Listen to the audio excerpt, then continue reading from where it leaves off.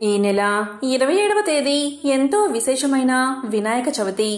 ఈ వినాయక చవితిలోపు ఎవరైతే ఈ పవిత్ర కథను భక్తి శ్రద్ధలతో వింటారో వారికి ఆ గణపతి యొక్క అనుగ్రహం సంపూర్ణంగా లభిస్తుంది. అష్టైశ్వర్యాలు కలుగుతాయి. మరి ఆ కథ ఏంటో ఇప్పుడు తెలుసుకుందాం. ఒకసారి వినాయక చవితి పండుగ వచ్చింది. భూలోకంలో అందరూ పండుగకు సిద్ధమవుతున్నారు. పండుగ సంబరాలను చూసి ఆనందిద్దామని వినాయకుడు ఆకాశం నుంచి భూమివైపు చూశాడు. కాని ఆయనకు ఆనందం కలగలేదు. బదులుగా ఆగ్రహం కలిగింది. ఎందుకంటే ఎక్కడ చూసినా పెద్ద పెద్ద విగ్రహాలే దర్శనమిచ్చాయి. వాటిని రంగురంగుల రసాయనాలతో తయారు చేశారు. ప్రజలు వాటిని ఎంతో భక్తితో పూజిస్తున్నారు. అప్పుడు వినాయకుడు ఇలా అనుకున్నాడు, నా పూజ పేరుతో ప్రకృతిని నాశనం చేస్తున్నారు. రసాయనాలు, ప్లాస్టిక్ రంగులతో చేసిన ఈ విగ్రహాలు పర్యావరణానికి హాని కలిగిస్తాయి. ఎక్కడ చూసినా ప్రతి గ్రామంలో, నగరంలో పెద్ద పెద్ద మండపాలు వెలిశాయి.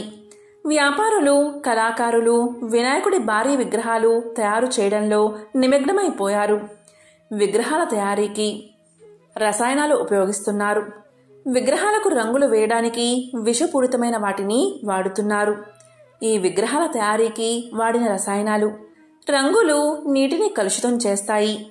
నీటిలో ఉండే జీవరాశులు వీటిని మింగి చనిపోతాయి. ప్రకృతికి హాని కలిగించే ఈ పూజ నాకు ఎలా అంగీకారమవుతుంది? ఒక రకంగా నా పండుగ పేరుతో పర్యావరణానికి హాని కలిగించే పనులు చేస్తున్నారు. ఈ పూజ నాకు అంగీకారం కాదు అని వినాయకుడు ఆగ్రహంతో అన్నాడు. ఇదే సమయంలో ఆ అడవిలోనే మయూరి అనే ఒక అందమైన నెమలి ఉంది. ఆ అడవిలో వినాయక చవితి దగ్గర పడింది. పూల సువాసన, ఆకుల చప్పుడు, వర్షపు చినుకులు అన్నీ పండుగ వాతావరణాన్ని తెచ్చాయి. కానీ మయూరి ఇది గమనించింది. అది ఏంటి అంటే, సమీప గ్రామంలో ప్రజలు పెద్ద పెద్ద వినాయక విగ్రహాలను కెమికల్ రంగులతో తయారు చేస్తున్నారు. ఆ విగ్రహాలు పండుగ తర్వాత నదిలో వేసేస్తే చేపలు చనిపోతాయి. నీరు కలుషితమవుతుంది. ఇది చూసి మయూరి మనసు ఎంతో బాధపడింది.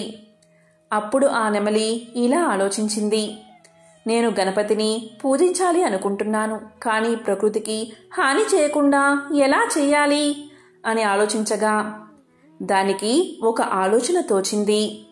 దీంతో అది వాగు ఒడ్డు నుంచి మృదువైన మట్టిని తన కాళ్లతో తవ్వి ముక్కుతో తీసుకువచ్చింది. తన రెక్కలతో ఆ మట్టిని మృదువుగా చేసి చిన్న అందమైన గణపతి విగ్రహాన్ని తీర్చింది. ఇక అడవిలో పడ్డ తూర్పు పసుపు మొగ్గలను పొడి చేసి సహజ రంగు తయారు చేసింది. పొదల కింద పడ్డ అడవి పూలు, పచ్చని ఆకులు సేకరించి విగ్రహం చుట్టూ అలంకరించింది. ఇక నైవేద్యం కోసం అడవి చెట్ల నుంచి పండిన జామ, కొబ్బరి తెచ్చింది. ఇక పూజా సమయం రాగానే మయూరి తన అందమైన రెక్కలను విప్పి నాట్యం చేయసాగింది. ఆ నాట్యంలో దాని గుండెల్లో ఉన్న భక్తి ప్రతి చలనంలోనూ ప్రతిఫలించింది. ఆ సమయంలో గాలిలో ఒక మృదువైన స్వరం వినిపించింది. అది ఏంటి అంటే, ఓ మయూరి, నీ భక్తి పవిత్రమైనది. నీ పూజ ప్రకృతికి హాని చెయ్యలేదు. అది నన్ను ఆనందింపచేసింది. నీ అడవిలో ఎప్పుడూ పచ్చదనం, వర్షం, సుఖ సమృద్ధులు ఉండాలని దీవిస్తున్నాను అని గణపతి ఆ నెమలిని ఆశీర్వదించాడు. తరువాత ఈ విషయం తెలుసుకున్న ఆ ఊరి ప్రజలు తమ పండుగ సంబరాల పద్ధతి మార్చుకున్నారు. పర్యావరణహితమైన విగ్రహాలతో, సహజమైన రంగులతో గణపతిని పూజించడం మొదలుపెట్టారు. మట్టితో చిన్న విగ్రహాలు చేసి 21 రకాల పత్రితో పూజించి గంగమ్మలో కలిపి గణపతిని ఆనందింపచేశారు. సత్యభక్తి అంటే ప్రకృతిని కాపాడే ప్రేమ. గణపతి స్వామికి సహజమైన వస్తువులతో చేసిన పూజే మిక్కిలి ప్రియమైనది. గణపతి స్వామికి మనస్ఫూర్తిగా చేసే పూజే మిక్కిలి ప్రియం. సహజమైన వస్తువులతో చేసిన పూజలోనే ఆనందం. ఒకానొక సమయంలో గరుత్మంతుడు అంటే విష్ణుమూర్తి వాహనమైన గరుత్మంతుడు స్వర్గంలో విహరిస్తూ ఉన్నాడు. అప్పుడు అక్కడే ఉన్న వినాయకుడు ఒక చిరునవ్వుతో అతని ముందు అంటే గరుత్మంతుడి ముందు ప్రత్యక్షమై ఇలా పలికాడు. ఓ గరుత్మంతా, నీ శక్తి, వేగం, జ్ఞానం అందరికీ తెలుసు. కానీ నీ సహనం, భక్తి నేను తెలుసుకోవాలి అనుకుంటున్నాను అని ప్రశ్నించాడు. దానికి గరుత్మంతుడు ఆశ్చర్యపోయాడు. స్వామి, నాకు ఏ పరీక్ష పెట్టినా నేను సిద్ధమే అని సమాధానం చెప్పాడు. అప్పుడు వినాయకుడు ఇలా అన్నాడు. సరే, నీవు ఈ భూమిపైకి వెళ్ళి ఒక అద్భుతమైన పండు తీసుకువచ్చి నాకు ఇవ్వాలి. కానీ ఆ పండు భూమిపై ఎవరికీ తెలియని అత్యంత పవిత్రమైనదే ఉండాలి అన్నాడు. ఈ మాటకు గరుత్మంతుడు తన శక్తివంతమైన రెక్కలను విప్పి ఆకాశంలో ఎగిరాడు. హిమాలయాలు, గంగానది, అడవులు, సముద్రాలు అన్ని చోట్లా వెతికాడు. బంగారు రంగు మామిడి పండు, రత్నాల్లాంటి దానిమ్మ, మధురమైన ద్రాక్ష అన్నీ దొరికాయి. కాని ఇది భూమిపై ఎవరికీ తెలియదు అనే నిబంధనలకు సరిపోలలేదు. దీంతో గరుత్మంతుడు అలసిపోయి ఒక చిన్న గ్రామం దగ్గర చెట్టు మీద ఆగాడు. అక్కడ ఒక వృద్ధ మహిళ ఒక చిన్నారికి అరటిపండు ఇస్తూ ఇలా అంటుంది. ఇది నా ప్రేమ పండు. పండుగ రుచి ఉన్నా నా మనసు ఇచ్చే ప్రేమ రుచి దానికి మించి ఉంటుంది అని అంటుంది ఆ బామ. అది విన్న గరుత్మంతుడి మనసులో వెలుగు వచ్చింది. వెంటనే ఆ వృద్ధురాలికి నమస్కారం చేసి ఆమె ఇచ్చిన ఆ అరటిపండును గణపతికి తీసుకువచ్చాడు. ఇక వినాయకుడు ఆ పండు చూసి చిరునవ్వు నవ్వాడు. గరుత్మంతా, నీవు తెచ్చింది ప్రపంచంలో ఎవరూ గుర్తించని పవిత్రమైనది. స్నేహం, ప్రేమతో ఇచ్చిన పండు. అది మధురతలో, పవిత్రతలో సాటిలేనిది. శక్తి, వేగం కంటే హృదయపు స్వచ్ఛత గొప్పది అని నీవు నిరూపించావు అన్నాడు వినాయకుడు ఎంతో సంతోషంగా. ఆ రోజు నుంచి గరుత్మంతుడు కూడా వినాయకుడి భక్తుల్లో ఒకటిగా ప్రసిద్ధి పొందాడు. ఎంతో పవిత్రమైన, విశేషమైన ఈ కథను ఎవరైతే వింటారో వారికి వినాయకుడి సంపూర్ణ అనుగ్రహం కలుగుతుంది. పూర్వం ఒకరోజు దేవతలంతా సభలో ఆసీనులై ఉండగా అతిలోక సుందరి అయిన తిలోత్తమ వయ్యారంగా నాట్యం చేస్తూ ఉంది. ఇలా నాట్యం చేస్తూ ఉండగా ఆమె చీరకొంగు జారిపోతుంది. ఆమె అందాన్ని, సౌందర్యాన్ని యమధర్మరాజు చూసి ఏం చేస్తున్నాడో కూడా తెలియక కామంతో సభలో అందరూ ఉన్నారు అన్న విచక్షణ జ్ఞానం కూడా మరచిపోయి తిలోత్తమను కౌగలించుకోవాలని ఆమె దగ్గరకు చేరుకున్నాడు. తరువాత యముడు సభలో జనం ఉన్నారని చూసి అది సంస్కారం కాదని గ్రహించి తలవంచుకుని వెనక్కి వెళ్లిపోయాడు. కాని అప్పటికే అతని నుండి వెలువడిన వీర్య రేతస్సు భూమి మీద పడింది. దాని నుండి అగ్ని జ్వాల వంటి అనలాసురుడు అనే రాక్షసుడు జన్మించాడు. ఆ రాక్షసుడు చూడడానికి పెద్ద పెద్ద కొమ్ములతో, కోర్రలతో, ఒళ్ళు గగుర్పాటు చేసే చర్మంతో ఎంతో భయంకరంగా ఉన్నాడు. అనలాసురుడు ఒళ్లంతా మంటతో, అగ్ని సంబంధమైన తేజస్సుతో ఆవిర్భవించి బగబగా మండుతూ ఉన్నాడు. ఆ రాక్షసుడి ఆకారం చూసి ముల్లోకాల్లోని జీవరాశి వణికిపోయింది. అలా ఆ భయంకరమైన రాక్షసుడికి ఆకలి వేసింది. అప్పుడు రాక్షసుడు తన వాడివేడి కోరలగల నోరు తెరిచి లోకాలను భక్షించాలని ఉరికాడు. అలా రాక్షసుడు ఉరుకుతూ ఉంటే ఆ ధ్వనికి అగ్నిపర్వతాలు బద్దలైనట్టు భూమి మొత్తం కంపించేది. 1,00,000 పిడుగులు పడితే ఎంత శబ్దం వస్తుందో అంత శబ్దం వచ్చింది. దాంతో ముల్లోకాలన్నీ వణికిపోయాయి. ఇక దేవతలందరూ అతని ఆకారాన్ని చూసి ఎక్కడ తమను ఆహారంగా తినేస్తాడో అని భయపడి అందరూ కలిసి శ్రీ మహావిష్ణువు దగ్గరకు చేరుకున్నారు. అక్కడకు వెళ్లి జరిగిందంతా శ్రీ మహావిష్ణువుకు తెలియచేసి ఎలాగైనా తమను రక్షించాలని కోరారు. దానికి శ్రీ మహావిష్ణువు ఇలా పలికాడు. దేవతలారా, మీరు గణేశుణ్ణి ప్రార్థిస్తే మీ సమస్యకు పరిష్కారం దొరుకుతుంది అని చెప్పాడు. ఇక దేవతలందరూ ఏకకంఠంతో నమస్కారం చేసి విఘ్నాలను తొలగించి ఆ దేవాది దేవుడైన గణపతికి దేవదేవా నమో నమస్తే అంటూ స్తుతించారు. అప్పుడు గణపతి బాల గణపతిగా దేవతల ముందు సాక్షాత్కరించాడు. స్వామి ఇలా పలికాడు, దేవతలారా, మీకు ఎటువంటి ఇబ్బంది లేదు, నేను మీకు అభయాన్ని ప్రసాదిస్తున్నాను అన్నాడు. ఇక అనలాసురుడు దాడి చేయడానికి రాగా బాలగణేశుడు తన మాయాబలంతో అనలాసురుణ్ణి పట్టుకుని మింగేశాడు. అంతటి తేజోవంతమైన భారీ కాయంగల రాక్షసుణ్ణి మింగేసరికి బాలగణేశుడు తాపంతో ఉన్నాడు. అగ్ని సంబంధమైన తేజస్సుతో బగబగా మండే అనలాసురుణ్ణి మింగగానే గణేశుడి పొట్టలో వేడి పుట్టి బగబగా మండుతున్నాడు. అలా అనలాసురుణ్ణి మింగి తాపంతో ఉన్న ఆ బాల గణేశుడి తాపాన్ని ఉపశమింప చేయడానికి ఇంద్రుడు చంద్రుడి కల ఇచ్చాడు. అందుకే అప్పటినుండి గణేశుడికి పాలచంద్రుడు అన్న పేరు వచ్చింది. అయినా తాపం తగ్గలేదు. వెంటనే విష్ణుమూర్తి పద్మాన్ని ఇచ్చాడు. అప్పటికీ కూడా తాపం శాంతించకపోవడంతో వరుణుడు చల్లని ఉదకంతో తడుపుతాడు. అయినా తాపం శాంతించదు. ఇక శంకరుడు శేషుణ్ణి ఇవ్వగా దానితో బంధించబడిన ఉదరం కలిగిన వాడై వ్యాలబద్ధుడు అయ్యాడు. అయినా తాపం శాంతించకపోవడంతో సరిగ్గా అదే సమయంలో 8800 మంది మునీశ్వరులు ఒక్కొక్కరు 21 గడ్డి పోసలను అంటే గరికలను భక్తితో స్వామికి సమర్పించారు. అప్పుడు గణేశుని తాపం ఉపశమించింది. వేడి తగ్గి చల్లగా మారాడు. ఇది తెలుసుకున్న దేవతలు గరికలతో వినాయకుణ్ణి పూజించి సంతోషపెట్టారు. ఆ పూజకు సంతోషించిన విఘ్నేశ్వరుడు ఇలా పలికాడు, నా పూజలో ముఖ్యమైనది ఈ గరిక. ఇది లేని పూజ వల్ల ప్రయోజనం లేదు. అందువల్ల 1 లేదా 21 గరికలను నాకు సమర్పిస్తే నేను ఎంతో సంతోషిస్తాను.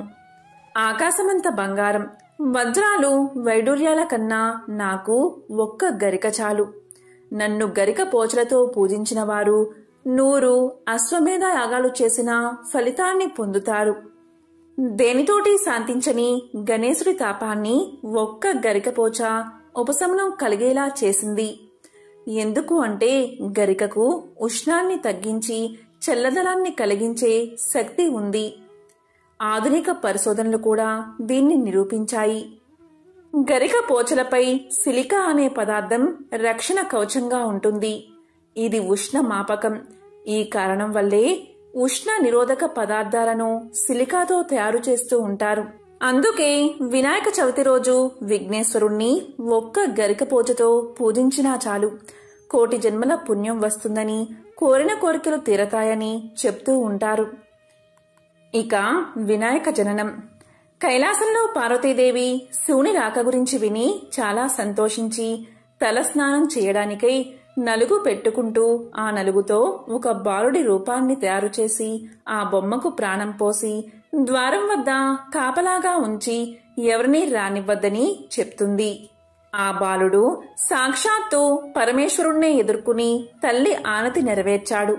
ఆ ధిక్కారానికి కోపం వచ్చిన పరమశివుడు అతన్ని శిరచ్ఛేదంగా గావించి లోపలికి వెళ్తాడు.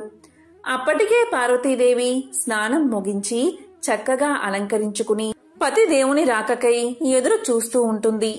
శివునికి ఎదురెళ్లి ప్రియ సంభాషణలు చేస్తూ ఉండగా ద్వారం దగ్గర ఉన్న బాలుడి విషయం వస్తుంది. శివుడు చేసిన పని విని ఎంతో దుఃఖిస్తుంది అమ్మవారు. శివుడు కూడా బాధపడి గజాసురుని శిరస్సును అతికించి ఆ బాలుణ్ణి బతికిస్తాడు. అందువల్లే వినాయకుడు గజాననుడు అయ్యాడు. అతని వాహనం అనింద్యుడు అనే ఎలుక. గజాననుడు తల్లిదండ్రులను భక్తి శ్రద్ధలతో కొలిచేవాడు. కొన్నాళ్లకు పార్వతీ పరమేశ్వరులకు కుమారస్వామి జన్మించాడు. ఒకరోజు దేవతలు మునులు పరమేశ్వరుడి దగ్గరకు వెళ్లి మాకు ఏ పని చేసినా విఘ్నం రాకుండా కొలుచుకోవడానికి వీలుగా ఒక దేవుణ్ణి కనికరించమని కోరారు. ఆ పదవికి గజాననుడు కుమారస్వామి ఇద్దరూ పోటీ పడ్డారు. ఆ సమస్య పరిష్కరించడానికి శివుడు ఇలా అన్నాడు, మీలో ఎవరైతే ముల్లోకాలలోని అన్ని పుణ్యనదుల్లో స్నానం చేసి ముందు వస్తారో వాళ్లే ఈ పదవికి అర్హులు అన్నాడు. దానికి అంగీకరించిన కుమారస్వామి వెంటనే తన నెమలి వాహనమెక్కి వెళ్లిపోయాడు. గజానుడు మాత్రం చిన్నపోయిన ముఖంతో తండ్రి, నా బలాబలాలు తెలిసి మీరు ఇలాంటి షరతు విధించడం సబవేనా? నేను మీ పాద సేవకుణ్ణి కదా. నా మీద దయతలిచి ఏదైనా తరుణోపాయం చెప్పమని కోరాడు. అంతటా శివుడు దయతో ఈ మంత్రాన్ని తెలియచేశాడు. ఇదే నారాయణ మంత్రం. సక్రున్ నారాయణే తుక్మా పుమాన్ కల్పసతత్రయం గంగాది సర్వతీర్థేషు స్నాతో భవతి పుత్రక. కుమారా, ఇది నారాయణ మంత్రం. ఇది ఒకసారి జపిస్తే 300 కల్పాలు పుణ్య నదుల్లో స్నానం చేసినట్లు అవుతుంది. షరతు విధించింది తండ్రే, తరుణోపాయం చూపించింది తండ్రే కాబట్టి ఇంక తాను గెలవగలనో లేదో కుమారస్వామి తిరుగుతూ ఉంటే నేను ఇక్కడే ఉండి ఎలా గెలుస్తాను అని సందేహించకుండా ఆ మంత్రం మీద భక్తి శ్రద్ధలతో జపిస్తూ 3 సార్లు తల్లిదండ్రులకు ప్రదక్షిణ చేసి కైలాసంలోనే ఉండిపోయాడు. అక్కడ కుమారస్వామికి 3,50,00,000 నదుల్లో ఏ నదికెళ్లినా అప్పటికే గజాననుడు ఆ నదిలో స్నానం చేసి తనకెదురు వస్తున్నట్లు కనిపించేవాడు. అన్ని నదులు తిరిగి కైలాసానికి వచ్చేసరికి అన్నగారు తండ్రి పక్కనే ఉన్నాడు. తన అహంకారానికి చింతించి కుమారస్వామి ఇలా పలికాడు. తండ్రి, అన్నగారి మహిమ తెలియక ఏదో అన్నాను. నన్ను క్షమించి అన్నకే ఆధిపత్యం ఇవ్వండి అన్నాడు. ఈ విధంగా భాద్రపద శుద్ధ చవితి రోజు గజాననుడు విఘ్నేశ్వరుడు అయ్యాడు. ఆ రోజు అన్ని దేశాల్లోని భక్తులందరూ విఘ్నేశ్వరుడికి అనేక రకాలైన పిండి వంటలు, కుడుములు, టెంకాయలు, పాలు, తేనె, అరటిపళ్ళు, పానకం, వడపప్పు సమర్పిస్తారు. విఘ్నేశ్వరుడు తృప్తిపడి తిన్నంత తిని తన వాహనానికి పెట్టి తీసుకెళ్లగలిగినంత తీసుకుని భుక్తాయాసంతో చీకటి పడేవేళకు కైలాసం చేరుకున్నాడు. ఎప్పటిలాగా తల్లిదండ్రులకు వంగి నమస్కారం చెయ్యబోతే తన వల్ల కాలేదు. చేతులసలు నేల కానితేనా, పొట్ట వంగితేనా? అలా విఘ్నేశ్వరుడు అవస్థ పడుతుంటే శివుని శిరస్సుపై ఉన్న చంద్రుడు పకపకా నవ్వాడు. చంద్రుని చూపు సోకి వినాయకుని పొట్ట పగిలి కుడుములన్నీ దొర్లుకుంటూ బయటకు వచ్చేశాయి. అప్పుడు పార్వతీదేవి దుఃఖిస్తూ చంద్రుణ్ణి ఇలా శపించింది. ఓరీ పాపాత్ముడా, నీ చూపు తగిలి నా కొడుకు మరణించాడు. అందుకని నిన్ను చూసిన వాళ్ళు పాపాత్ములై నీలాప నిందలను పొందుతారు అని శపించింది. ఆ సమయంలోనే సప్తఋషులు యజ్ఞం చేస్తూ తమ భార్యలతో అగ్నికి ప్రదక్షిణలు చేస్తున్నారు. అగ్నిదేవుడు ఆ ఋషిపత్నులను చూసి మోహించాడు. కాని ఋషుల శాపాలకు భయపడ్డాడు. అతని కోరిక గ్రహించిన అగ్నిదేవుని భార్య ఒక్క అరుంధతి రూపం తప్ప మిగతా అందరి రూపాలను ధరించి అతనికి ప్రియం చేసింది. ఋషులు అది చూసి తమ భార్యలే అని తలచి వాళ్లను వదిలేశారు. దీనికి కారణం వారు చంద్రుణ్ణి చూడడమే. దేవతలు, మునులు వెళ్లి శ్రీ మహావిష్ణువుకు జరిగిన అపరాధాన్ని విన్నవించారు. మహావిష్ణువు సర్వజ్ఞుడు. అప్పుడు అతను అసలు విషయం తెలుసుకుని ఋషులకు వివరించి వాళ్ల కోపాన్ని పోగొట్టాడు. కైలాసానికి చేరుకుని విఘ్నేశ్వరుడి పొట్టను పాముతో కుట్టించి అమరత్వాన్ని ప్రసాదించాడు. అప్పుడు దేవతలు మొదలైన వారంతా ఇలా అన్నారు. ఓ పార్వతీదేవి, నీవిచ్చిన శాపం వల్ల లోకాలకే ముప్పు. నీ శాపాన్ని ఉపసంహరించు అన్నారు. పార్వతి కూడా తన కుమారుణ్ణి ముద్దాడి ఏ రోజైతే చంద్రుడు నా కుమారుణ్ణి చూసి నవ్వాడో ఆ రోజు చంద్రుణ్ణి చూడరాదు అని శాప ఉపశమనాన్ని కలగజేసింది. ఆ రోజు భాద్రపద శుద్ధ చతుర్థి. ఆ రోజు చంద్రుణ్ణి చూడకుండా అందరూ జాగ్రత్త పడ్డారు. ఇలా కొన్నాళ్లు జరిగింది. ద్వాపర యుగంలో ద్వారకలో ఉన్న కృష్ణుడి దగ్గరకు నారదుడు వచ్చి ఆ కబురు ఈ కబురు చెప్పి చంద్రుని మీద శాప విషయం కూడా చెప్పాడు. ఆ శాపం పొందిన వినాయక చవితి ఈరోజే కాబట్టి నేను త్వరగా వెళ్ళాలి అని స్వర్గానికి వెళ్లిపోయాడు. కృష్ణుడు కూడా ప్రజలందరికీ చంద్రుణ్ణి చూడవద్దని చాటింపు వేయించాడు. అతనికి పాలంటే ప్రీతి కదా, తానే స్వయంగా పాలు పితుకుదామని ఆకాశంకేసి చూడకుండా ఆవు దగ్గరకు వెళ్లి పాలు పితుకుతూ ఉంటే పాలల్లో చంద్రబింబం కనిపించింది. హతవిధి, నేనేమి నీలాపనిందలు పడాలో కదా అనుకున్నాడు శ్రీకృష్ణుడు.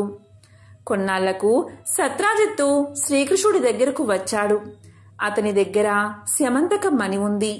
అది సూర్యవరం వల్ల అతను పొందాడు. శ్రీకృష్ణుడు అది చూసి ముచ్చటపడి తనకు ఇమ్మని అడిగాడు. అది రోజుకు 8 బారుల బంగారాన్ని ఇస్తుంది. అలాంటిది ఏ మూర్ఖుడు కూడా వదులుకోడు అన్నాడు సత్రాజిత్తు. దాంతో శ్రీకృష్ణుడు ఊరుకున్నాడు. ఒకరోజు సత్రాజిత్తు తమ్ముడు ప్రసేనుడు ఆ మణిని కంఠంలో ధరించి వేటాడ్డానికి అడవికి వెళ్ళాడు.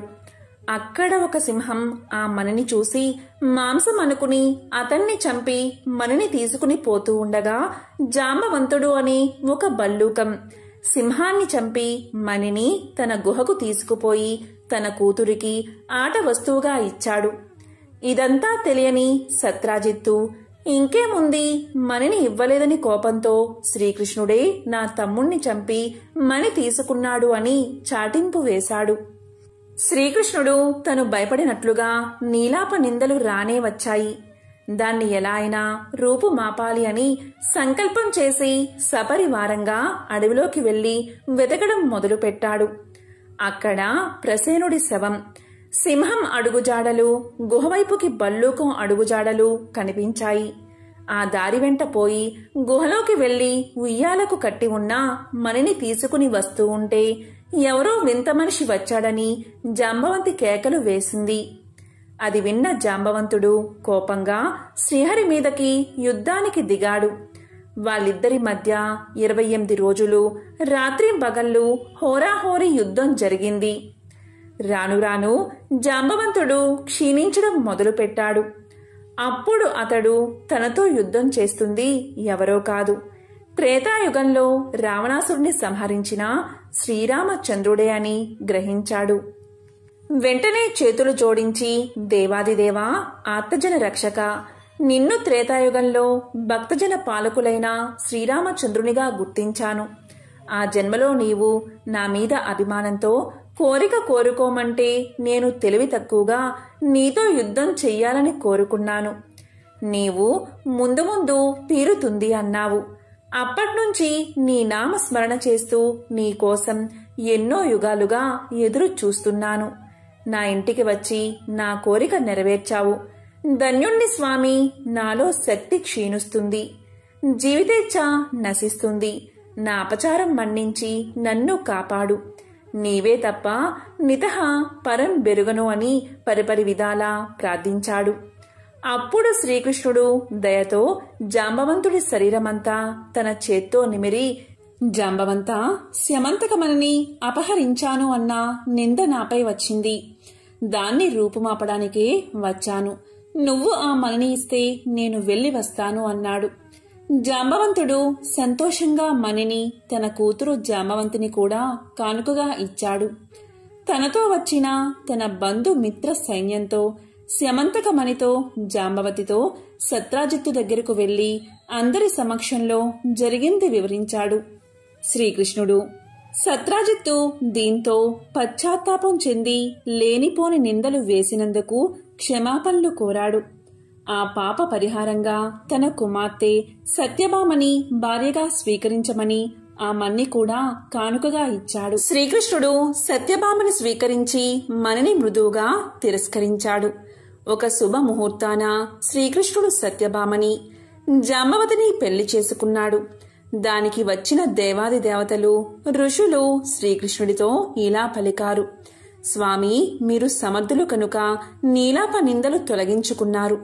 మా బోటి అల్పుల మాటేమిటి అన్నారు. శ్రీహరి వారి యందు దయతలచి భాద్రపద శుద్ధ చవితి రోజు పొరపాటున చంద్ర దర్శనమైన ఆ రోజు పొద్దున్నే గణపతిని యథావిధిగా పూజించి స్యమంతకమణి కథను విని పూజాక్షింతలు తలమీద వేసుకుంటే ఎటువంటి అపనిందలు పొందరుగాక అని ఆనతీయగా దేవతలు మునులు సంతోషించారు. కాబట్టి మునులారా, అప్పట్నుంచి ప్రతి సంవత్సరం భాద్రపద శుద్ధ చతుర్థి రోజు దేవతలు, మహర్షులు, మనుషులు అందరూ తమ తమ శక్తి కొద్దీ గణపతిని పూజించి తమ తమ కోరికలను నెరవేర్చుకుంటూ సుఖంగా ఉన్నారు అని సూతముని సౌనకాది ముళ్లతో చెప్పారు. ఇది వినాయక మహత్యం. భాద్రపద శుద్ధ చవితి తర్వాత వినాయకుడికి నవరాత్రి పూజలు చేసిన తర్వాత మట్టి వినాయకులను ఆడంబరంగా తీసుకువెళ్లి దగ్గరలో ఉన్న నదిలో కాని సముద్రంలో కాని నిమజ్జనం చేస్తారు. ఒకసారి దేవేంద్రుడు ఆయన సతీమణి కొన్ని ఇబ్బందికర పరిస్థితుల్లో ఎవరికీ కనబడకుండా అడవిలో వెదురు చెట్ల రూపం ధరించి ఉండవలసి వచ్చింది. కాలాంతరంలో వర్షాలు లేకపోవడంతో అనావృష్టి ఏర్పడింది. చెట్లన్నీ ఎండిపోతున్నాయి. ఇంద్రుడు తాను ఇక్కడ ఉండి కూడా ఏమీ చెయ్యలేకపోతున్నానే అని బాధపడుతున్నాడు. ఇలా చెట్లన్నీ ఎండిపోయి చనిపోతే అడవిలో జీవిస్తున్న జంతువులు, పక్షులు మొదలైన జీవులన్నీ ఏమైపోవాలి? ఏదో ఒకటి చేసి ఈ అడవిని రక్షించాలి అనుకున్నాడు ఇంద్రుడు. ఒకరోజు నారదుడు అక్కడికి వచ్చి దిగాలుగా ఉన్న వారిద్దరినీ చూసి ఇలా పలికాడు. దేవేంద్ర, ఎందుకు అలా విచారంగా కనిపిస్తున్నారు అని అడిగాడు. దానికి ఇంద్రుడు, నారద మహర్షి, మీకు తెలియంది ఏముంటుంది? అనావృష్టి కారణంగా నీళ్లు లేక చెట్లన్నీ ఎండిపోతున్నాయి. నేనుండి కూడా ఏమీ చెయ్యలేకపోతున్నాను అంటూ తన బాధను చెప్పాడు ఇంద్రుడు. అప్పుడు నారదుడు ఇలా పలికాడు. మహేంద్ర, విచారించకు. కష్టాలు కలకాలం ఉండవు కదా. మీ కష్టాలు తీరి మీరు అమరావతి వెళ్లే రోజు తప్పకుండా వస్తుంది. కొంతకాలం ఓపిక పట్టు అని ఓదార్చాడు నారదుడు. అప్పుడు ఇంద్రుడు ఇలా పలికాడు. మహర్షి, నేను నా గురించి బాధపడ్డం లేదు. నేనిక్కడ ఉండి కూడా నాకు ఆశ్రయం ఇచ్చిన ఈ అడవికి ఏమీ చెయ్యలేకపోతున్నాను. అదే నా బాధ అన్నాడు ఇంద్రుడు. అప్పుడు నారదుడు ఇలా పలికాడు. అగస్త్య మహర్షి నదీ సప్తకం నుండి కావేరిని తీసుకుని ఇటువైపే వస్తున్నాడు. కొంకణ దేశంలో దాన్ని వదిలి వెళ్లాలి అన్నది ఆయన నిర్ణయం. ఆయన్ని ప్రసన్నం చేసుకుంటే కావేరీ నది ఉత్తుంగ తరంగాలతో ఎగిసిపడుతూ ఈ అడవిలో ప్రవహిస్తుంది. ఇంకా అనావృష్టి ఉండదు. బాధపడుకు అని చెబుతూ ఇలా పలికాడు. ఇంద్ర, ఇది జరగాలంటే మీరొక పని చెయ్యాలి. పార్వతీమాతను ప్రసన్నం చేసుకోవాలి. ఆమె ప్రసన్నురాలు కావాలి అంటే ఆమె ప్రియపుత్రుడు గణపతిని పూజించండి. అన్నీ సక్రమంగా జరిగిపోతాయి. మీకు మంచి రోజులు కూడా వస్తాయి అని సలహా ఇచ్చాడు నారదుడు. దానికి ఇంద్రుడు, సచీదేవి ఒప్పుకుని నారదుని సలహా మేరకు గణపతిని భక్తితో పూజించారు. అనేక రకాల ఫలాలు తెచ్చి భక్తితో నైవేద్యం పెట్టారు. దేదీప్యమానంగా ప్రకాశిస్తూ గణపతి ప్రత్యక్షమయ్యాడు. సచీ ఇంద్రులు ఆయనకు ఆనంద బాష్పాలతో అభిషేకం చేశారు. సంతోషించిన గణపతి ఇలా పలికాడు. దేవేంద్ర, నీకేం కావాలో అడుగు అన్నాడు. అప్పుడు ఇంద్రుడు ఇలా అన్నాడు. గణాధ్యక్ష, మాకు ఆశ్రయం ఇచ్చిన ఈ అడవి అనావృష్టి కారణంగా బాధపడుతుంది. నీరు లేక వేడి భరించలేక ఇక్కడి చెట్లన్నీ చచ్చిపోతున్నాయి.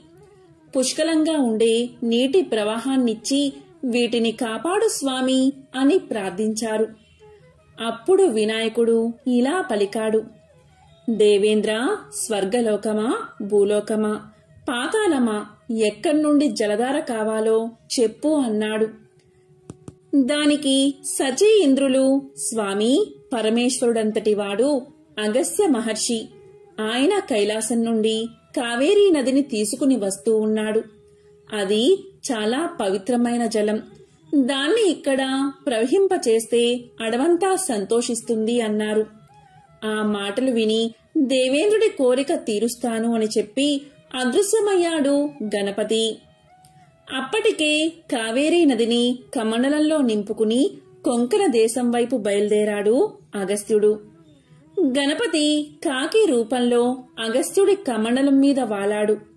ఆ సమయంలో కొంచెం పరాకుగా ఉన్నాడు మహర్షి. కాకిని అదిలిచ్చాడు. అది పారిపోతున్నట్లు నటించి మళ్లీ తిరిగి వచ్చి కమండలం మీద వాలి కమండలాన్ని తన కాళ్లతో తన్నింది. అప్పుడు అగస్త్యుడి చేతిలోని కమండలం కింద పడిపోయింది. దానిలో ఉన్న నీళ్లన్నీ కింద ఒలికిపోయాయి. అయ్యో పరమేశ్వర, నేను పడ్డ కష్టం వృధా అయిపోయిందే అని బాధపడ్డాడు మహర్షి. అంతలోనే కోపం వచ్చి కాకిని కొట్టబోయాడు. కాకి మాయమైపోయింది. ఆశ్చర్యంగా చూస్తూ అలాగే నిలబడిపోయాడు అగస్త్యుడు. అదే సమయంలో ఒక బ్రహ్మచారి వచ్చి నిలబడ్డాడు. అతడే ఇలా మాయవేషాలు వేస్తున్నాడు అనుకుని కోపంతో కొట్టబోయాడు అగస్త్యుడు. ఆ బ్రహ్మచారి పక్కకు జరగగా అగస్త్యుడి చెయ్యి అతడి తలకు తగిలింది. దొరకకుండా తప్పించుకుంటూ దూరంగా పారిపోతూ ముప్పు తిప్పలు పెట్టాడు ఆ బ్రహ్మచారి. కోపంతో వెంటపడ్డాడు మహర్షి. ఏమైనా సరే తన వెంట తెచ్చుకున్న పవిత్రమైన జలాన్ని పారబోసిన ఆ బ్రహ్మచారిని వదలకూడదు అనే నిశ్చయంతో ఆ బ్రహ్మచారి దొరకకపోతాడా అని చూస్తూ నిలబడ్డాడు మహర్షి. అదే సమయంలో శూర్పకర్ణం, లంబోదరం, ఏనుగుతల, ఎలుక వాహనంతో భవానీమాత కుమారుడు గణపతి తన గణాలతో సహా వచ్చి నిలబడ్డాడు. కాకి రూపంలోనూ బ్రహ్మచారి రూపంలోనూ తనను అల్లరి పెట్టింది గణపతి అని అర్థం చేసుకున్నాడు అగస్త్యుడు. వెంటనే పశ్చాత్తాపంతో ఇలా పలికాడు. అయ్యో గణాధ్యక్ష, వినాయక, నేనెంత అపరాధిని, ఎంత పాపం చేశాను. నా పాపానికి నిష్కృతి లేదు. అపచారం చేశాను. నన్నేం చేసినా పాపం లేదు. అవివేకంతో నిన్ను గుర్తించలేక కొట్టబోయాను. నన్ను క్షమించు అంటూ తలమీద ముట్టుకుంటూ ఏడ్చేస్తున్నాడు అగస్త్యుడు. అప్పుడు గణపతి చిరునవ్వుతో ఇలా పలికాడు. అగస్త్య, పొరపాటు ఎవరికైనా సహజమే. నీ మీద నాకు కోపం లేదు. నీకేం కావాలో అడుగు అన్నాడు. దానికి అగస్త్యుడు, స్వామి, నేను చేసింది తప్పే. వివేకం వదిలేసి కోపంతో నీ తలమీద ముట్టాను అంటూ పశ్చాత్తాపంతోనూ బాధతోనూ తన తలమీద మళ్లీ మళ్లీ ముట్టుకుంటున్నాడు. కొంచెం సేపటికి తేరుకుని కిందపడిన కమండలాన్ని చేతిలోకి తీసుకుని శివార్చనకు కూడా నాకు నీరు మిగలలేదు అన్నాడు దిగులుగా. అప్పుడు స్వామి, బాధపడకు, శివార్చనకు నీరు నేనిస్తాను అని గణపతి తన తొండాన్ని చాపి కిందపడిన కావేరి నీటిని తీసి కమండలాన్ని నింపి అగస్త్యుడికి ఇచ్చాడు. మహర్షి, ఇంద్రుడి కోరిక మీద అడవిని రక్షించడానికి ఈ నీరు తీసుకోవలసి వచ్చింది.